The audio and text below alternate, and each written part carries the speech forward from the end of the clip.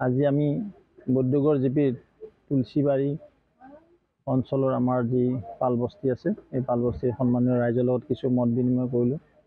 তেখেতসকলে চৰকাৰৰ পৰা যি আঁচনি পাইছে সেই আঁচনিৰ উপলব্ধি কেনেকুৱা বা আঁচনি পাই বেনিফিটেড হৈছেনে গোটেইখিনি কথা আমি কৰ্মচাৰীৰ আই মাতৃসকল আলোচনা কৰিলোঁ। আৰু তেখেতসকলৰ মনত খুব তেওঁলোকে আঁচনি পাইছে, বিনামূলীয়া চাউল পাইছে, লাখপতি বাইদেউৰ পইচা পাব। কাৰণ কংগ্ৰেছে ঠগিলে তেওঁলোকক 1 লাখকৈ টকা দিম বুলি কৈছিল বোলে বছৰত।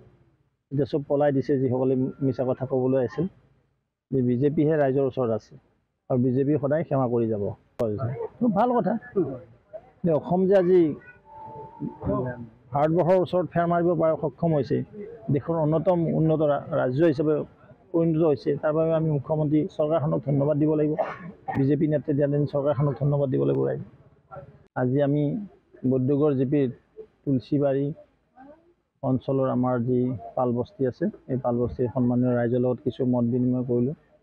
তেখেতসকলে চৰকাৰৰ পৰা যি আঁচনি পাইছে সেই আঁচনিৰ উপলব্ধি কেনেকুৱা বা আঁচনি পাই বেনিফিটেড হৈছেনে গোটেইখিনি কথা আমি কৰ্মচাৰীৰ আই মাতৃসকল আলোচনা কৰিলোঁ। আৰু তেখেতসকলৰ মনত খুব তেওঁলোকে আঁচনি পাইছে, বিনামূলীয়া চাউল পাইছে, লাখপতি বাইদেউৰ পইচা পাব। কাৰণ কংগ্ৰেছে ঠগিলে তেওঁলোকক 1 লাখকৈ টকা দিম বুলি কৈছিল বোলে বছৰত।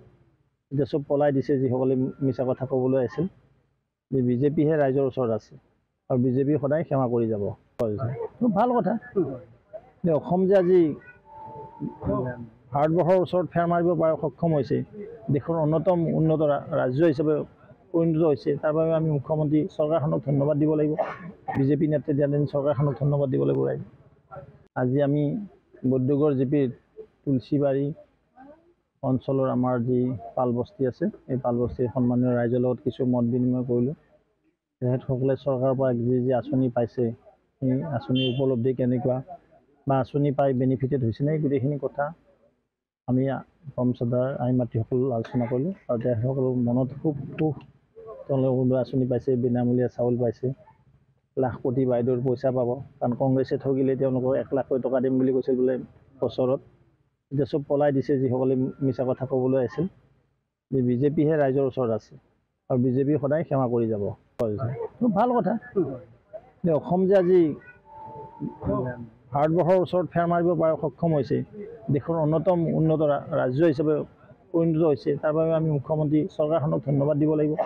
বিজেপি নেতৃত্বাধীন চৰকাৰখনক ধন্যবাদ দিব লাগিব।